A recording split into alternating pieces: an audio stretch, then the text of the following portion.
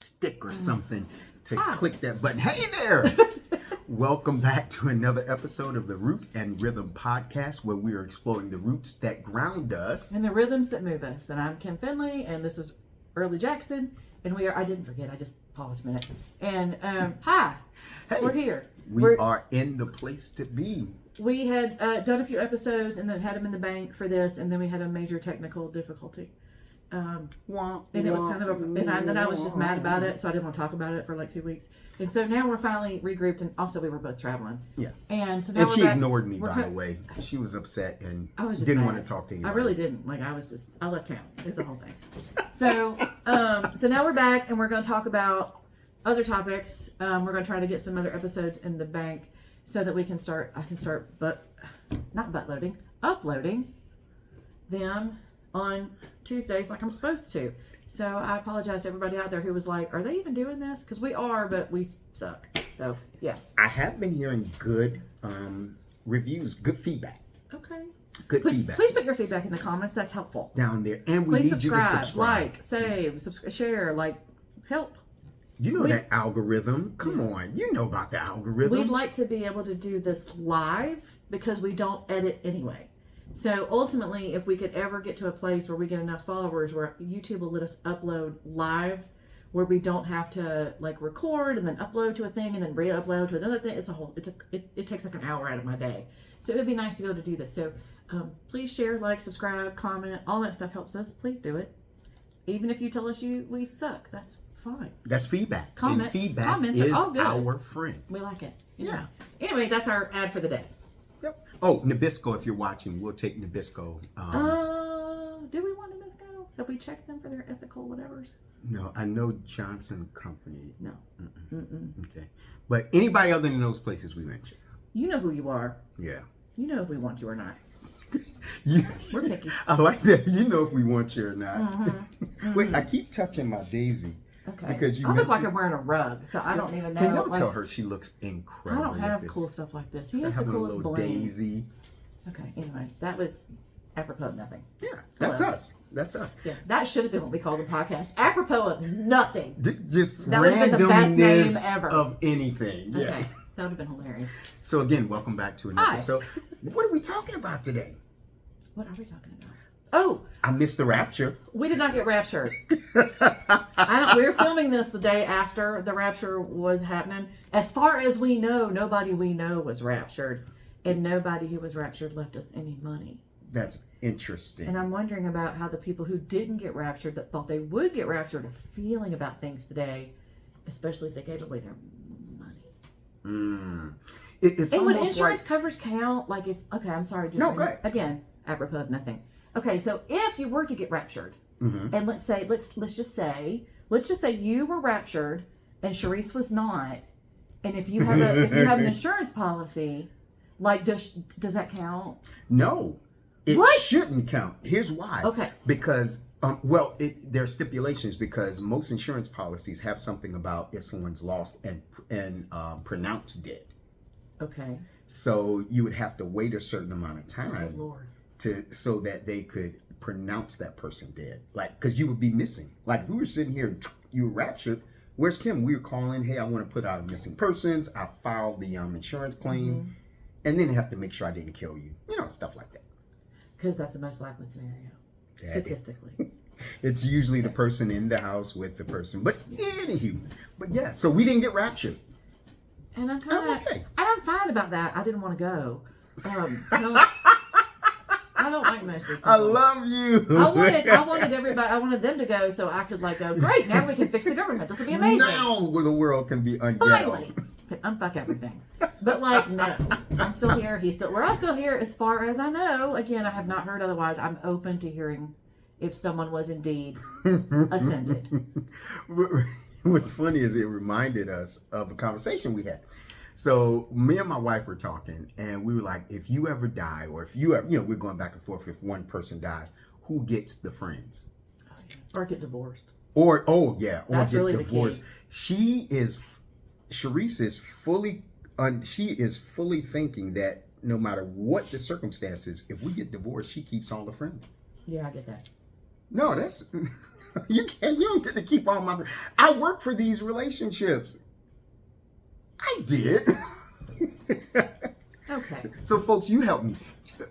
If you're in a friend situation and one of the partners pass or divorces, who gets the friends? Okay, so I will tell you, I cannot speak for other people. Okay. I can speak for myself, having been divorced a few times. I've been divorced. In my first divorce, I lost most of the friends, but that was okay because honestly, I was a baby and they sucked, so I don't give a shit. Bye. Second one, he didn't have any friends, so that worked fine because all the friends were mine anyway. I brought them in, I took them out. I came with them, I left with them. They were my people to start with because I know how to have fucking relationships with people. Some people don't. Welcome to my gift. Now, the person I'm married to now, I've already thought this through. Because I think through things like this. When you finish, I have to tell you what me and Sharice decided about Scott. But go ahead. Oh, good. Oh, good. Because he's going to get a little something. Bless his heart. Okay. So, if Scott and I split up, he gets to keep his OG best friend, who I love and I wanted to keep because I'm really... You have to share custody. I love him so much and I would miss him terribly. His bestie. But I'm also... The problem for Scott is that I'm basically going to keep everybody. And then I'm also keeping, like, his mom. And his sister, and his brother-in-law, and all the nieces and nephews. Like, I'm keeping all of them, too. The fact that rolls off your tongue like that's... I thought about it. Normal. Welcome to my life. So, me and Sharice were talking about Scott. In the event something happens, we are going to rally... You're gonna have a GoFundMe for Scott to get friends? No, we're going to rally around Scott. Oh, okay. And we're going to make sure that he's well. And we're going to... If he deserves it. Only if he deserves it. Now that's a whole different conversation. Because I'm just in terms of divorce, like it can get ugly. It can get contentious, and there's always three sides to every story, but in my case, it's going to be my side. So, no. I love how she's right automatically. So, but we decided we were going to rally around Scott. We were going to encourage him to keep playing his guitar. Like he would do anything else. We'd go to his open mics. He'd just go right back to eating garbage food and playing music all day long and letting the house fall down around him. He'd be fine. He'd be fine. I, however, would be in utter isolation because apparently nobody likes me and everyone only likes Sharice, according to Sharice.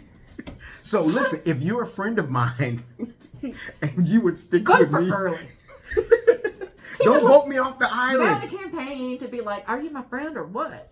Right. Like that would be very hard for me because again, if y'all ever split up, it would depend on the circumstances. Because see, like if you was a jackass, I would be so disappointed in you. You couldn't even look at me. I would not even be able to. I'd be like, I can't even talk to you. Vanish from her presence for like a year because I would just be so because I would be disappointed in his because I expect. My expectations are high, right? That speaks about our friendship too. Yeah, like I'd be so shocked and like devastated if you did something that made Sharice. She didn't kill you, but she kicked you out. Like it'd be a whole thing. But if she did anything wrong, which I cannot even imagine, I can't. Like, what's she gonna do? She's perfect. If in some I don't know if she, I don't even know what she would do. Something terrible. I would also be so devastated and disappointed because. Do you know what I mean? It's almost more like that. Like, that's what you see, I think, sometimes with divorce and friends is like, it's not even like the fact of the divorce. It's the you have to know that this person that you had this expectation of. Yep. Fell way below expectations. Everything shifted. And then you feel terrible about, you're like, did I misjudge this person the whole time? It's and people go through that. So you start questioning yourself. It's like stages of couples grief. Yeah. We're like, did I even know this person? And literally. Wow. So that would be it. But if you were raptured, I would just be wanting to make sure that she got the insurance money. We figured a way to. Okay. Nobody, no case. No face. Do you have to have a corpse to declare? I mean, aren't the abandoned clothes on the floor enough? Because don't they get raptured naked or something? Yeah, well, whatever you're in, if you were driving a car.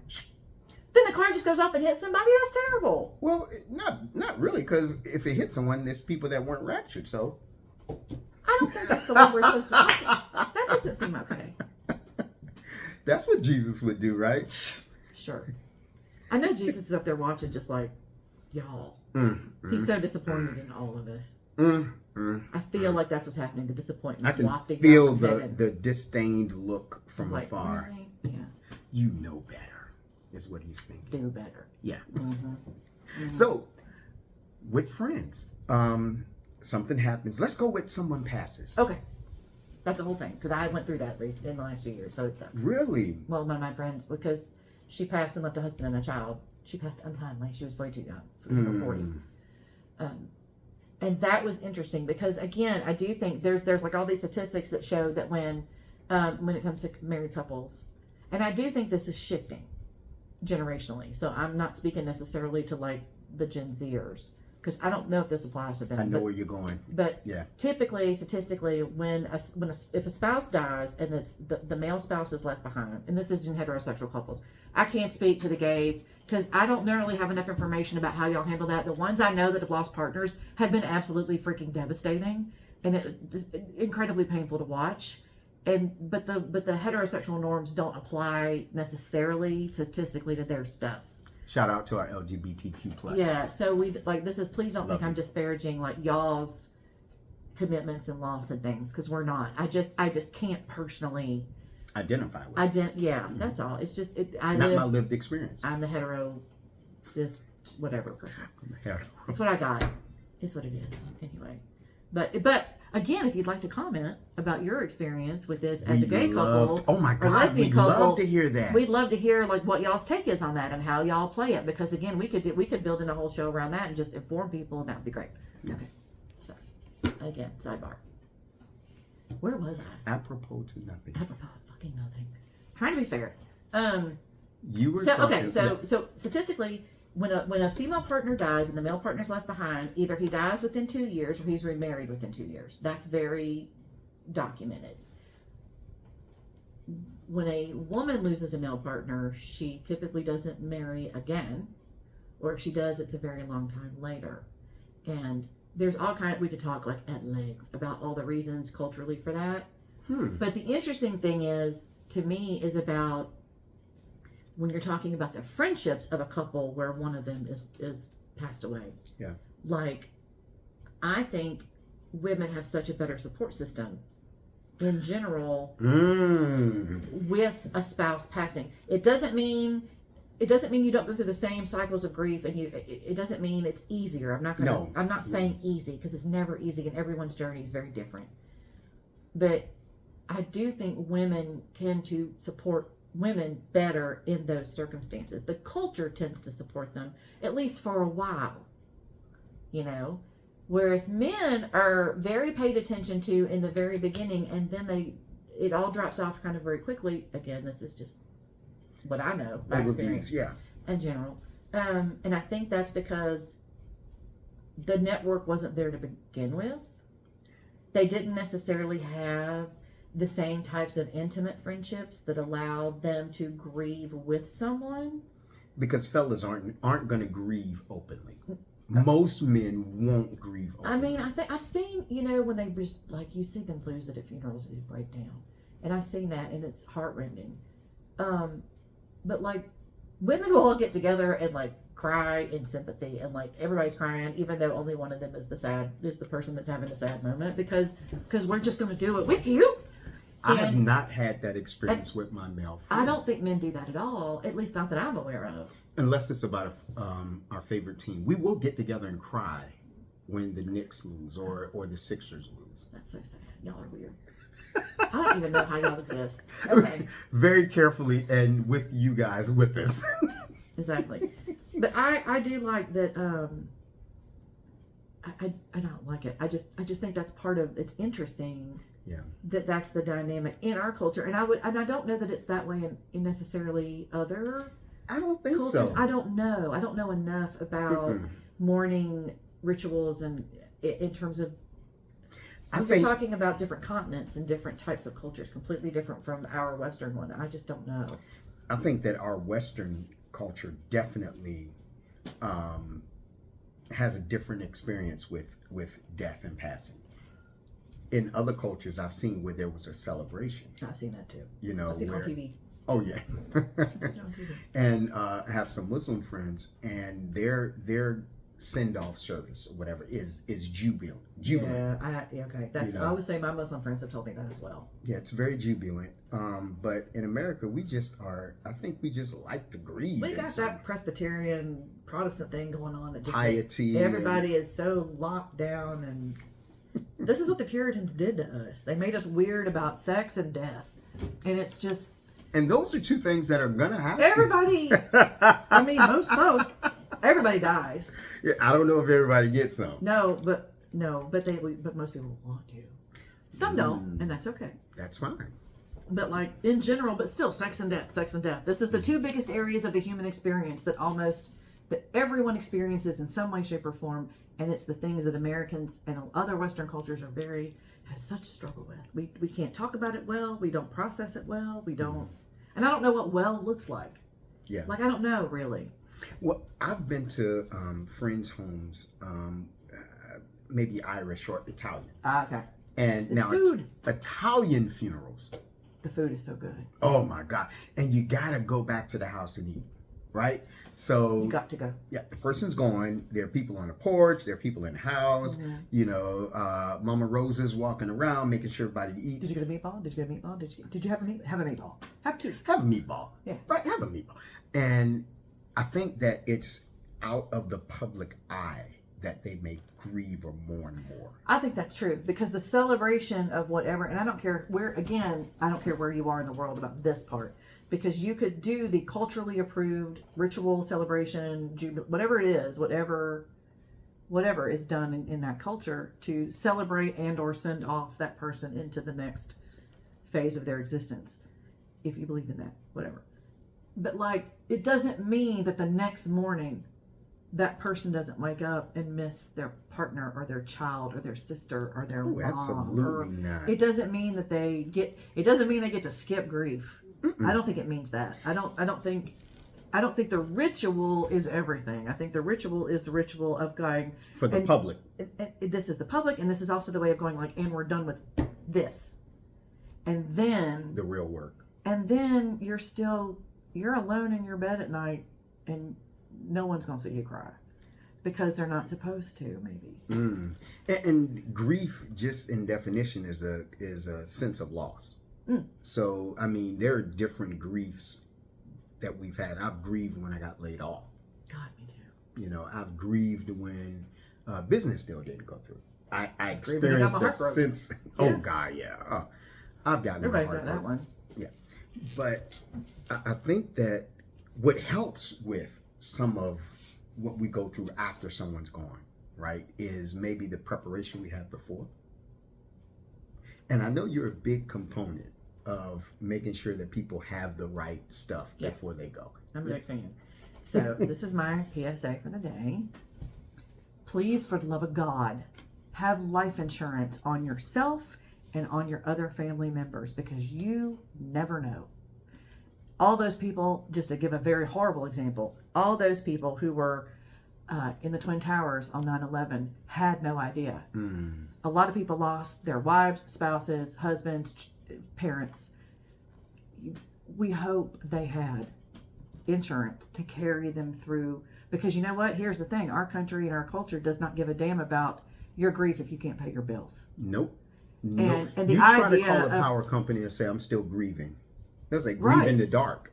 Because again, it's not their issue. We have a corporation, not a country. And so in this society, your grief doesn't pay the bills. Your family could be out in the street. I know someone who passed away at work. He had 4 children. He had no life insurance for his 4 children, who at that point I think were all under 10, and his wife. And she has lived in poverty ever since. Her life is a struggle. And it did not have to be so. Even 50 grand would have gotten her over the hump and allowed her to make better choices for herself and her children. Get her through. Because what you're also realizing is when someone is grieving, can they work? Are they mentally capable? Do they even have the kind of job where they can get off of bereavement? Right. Because that's how toxic we have it here, where I know people who were turned down for off time to go to their mother's funeral. That's bananas. Fucking crazy. So prepare. I know it's morbid. I know it's depressing. I get all that. Looking mortality in the face is terrifying. Fair. And that's why nobody likes to do it. But like really and truly, make sure you have a good plan for what happens if you go and I'm left, or if I go and you're left, and if we got these people that are, if they're underage and not self-supporting, or what if someone's supporting like an old aged parent or something? Like all that thing needs to be taken into, think about all the jobs that person does and all the people that person interacts with. All of that needs to be thought through. I just had a thought. I had a colleague who was married to someone and they passed, and the mother-in-law lived in the house with them. Oh.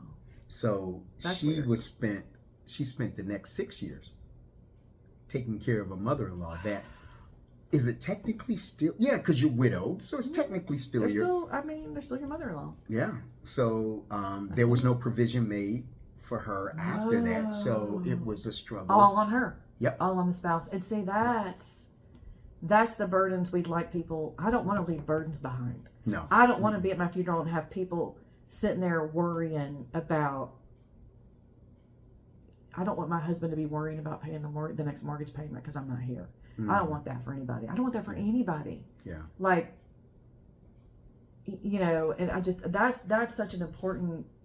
And again, if you didn't have up in a family that talks about that, you might not think about it. You don't think about it because no one ever said, "Hey, you should think about that." So I'm gonna be the one. You should think about dying. You should today. You should think about dying and what happens next.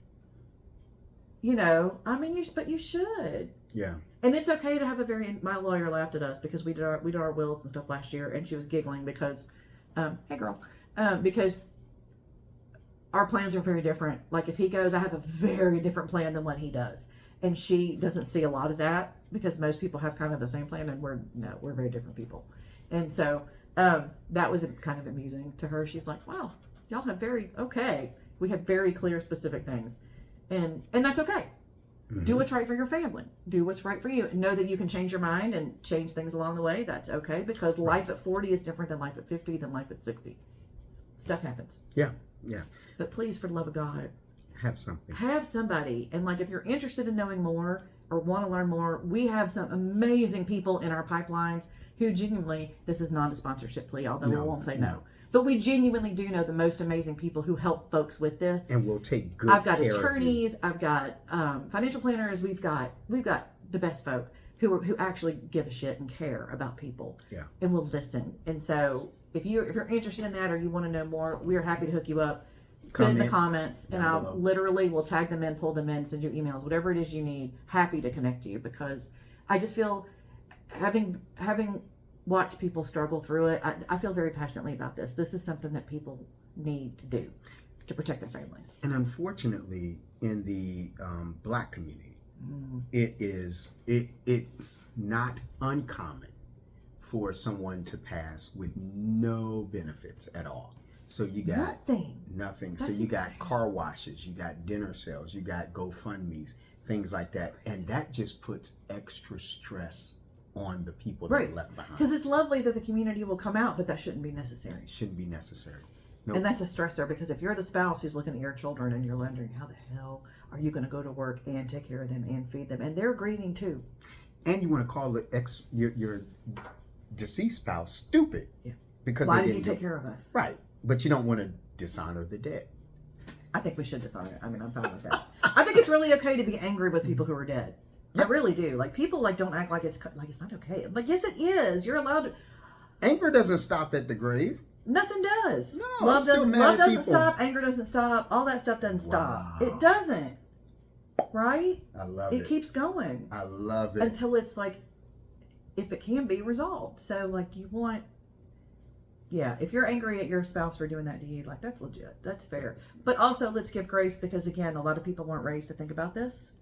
Right. And it's specifically in the Black community. I know a ton of people who have lost folks and had nothing. Yep. And it's real common. And that, again, that's another example of systemic, generational, I don't even know what to call it. Poverty, theft. I don't even know what to call it. But it's just, it's baked into the system too. And that piece needs to be unbaked across the board for everyone. Absolutely. I don't care who you are. Everybody. Absolutely.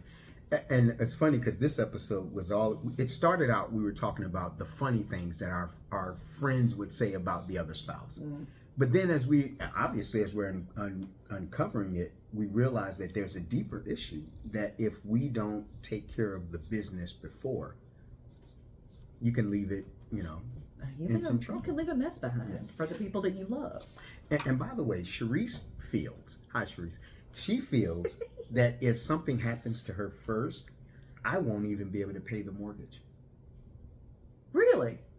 And not because I don't have the money, but the other day she asked me about the mortgage, and I said, I don't know. She was like, do you know how much we pay? Because you don't take care of that stuff, right? I said, I don't know how much we pay for the mortgage. I don't even know how much some of my contracts are. I pay the mortgage, he pays utilities. I have no idea. Same. All I know is, like around the 10th of the month, I'll say, hey, did so-and-so pay us? Us, even though they're, anyway.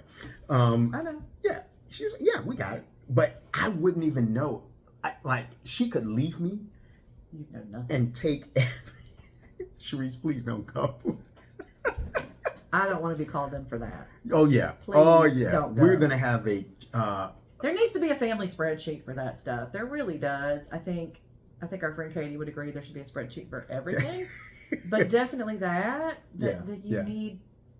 Again, it's just smart. It's kinder for your loved ones. It's a pain in the ass, but just do it. Just do it. Spend a Sunday afternoon and do it. I have an idea. I don't know if people are ready for this radical idea, but what if at your next gathering of your real close friends, y'all have that kind of conversation? Oh, we can make everyone uncomfortable. That'd be great. Yeah. We're going to talk to y'all about death today. Hey. Have a drink. Are you ready for the rapture? Are you ready? Can you imagine?